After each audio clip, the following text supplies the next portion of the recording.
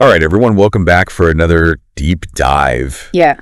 You know how it is, the holidays are supposed to be like this magical time, right? Family and friends and all that good stuff. But Right. let's be real for a second. Right. The holidays can be a real budget buster. Totally. Yeah, it's so easy to get caught up in like the whole, gift-giving frenzy and all of the expectation. Exactly. That's what we're going to be diving into today. Yeah. Figuring out how to actually enjoy the holidays without starting the new year in a total financial hole. And what's interesting is the source material we're using is kind of like a podcast episode itself.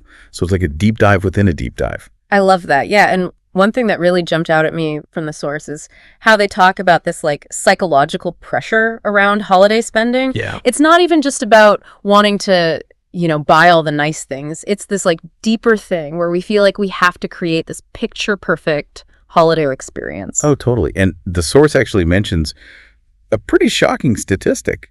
Almost 30% of consumers overspend during the holidays. So think about that for a second. Do you think you fall into that category? It makes you wonder, right? Like, what is it about the holidays that makes us so prone to overspending? Well, those retailers, they're not exactly helping the situation. Oh, absolutely. They're like masters of manipulation this time of year. Yes.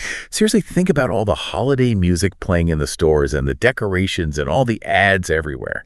Yeah, they really know how to tap into those emotions, making us associate spending with like happiness and love and all that. It's true. It's like we're almost programmed to overspend at this time of year. Right. Which is why that whole budgeting thing that the source talks about is so important. Yeah. But, it's not just about like basic budgeting here. I think most people already know, to track their spending. What I found really interesting is how the source suggests breaking down your budget into specific categories. Oh, yeah, that's a good point. So, like gifts, food, travel, decorations, even charitable donations. Exactly. And then you actually prioritize those categories. You decide what's most important to you. I like that because it becomes more intentional, right? You're not just mindlessly spending. You're making conscious choices about where your money goes.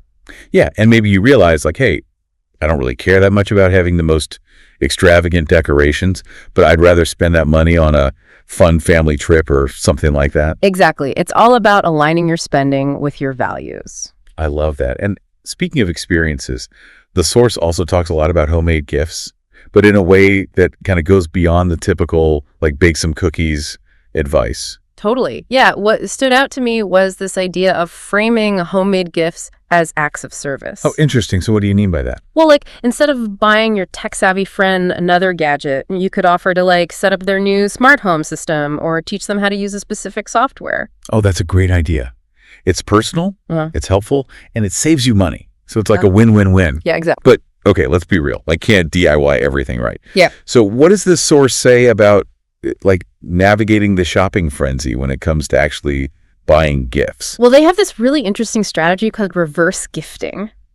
Okay. I've never heard of that. What is that? So it's basically about, really thinking about the true needs and wants of the person you're buying for instead of just getting caught up in the hype of the latest trends. So instead of just getting your niece the hottest toy that's going to be forgotten in a month, you think about what she actually needs or would truly enjoy. Exactly. Maybe contributing to her college fund, or if your parents are getting older and it's hard for them to cook, maybe a subscription to a meal delivery service. I love that it's so much more thoughtful and meaningful. Yeah, it's about focusing on that lasting value.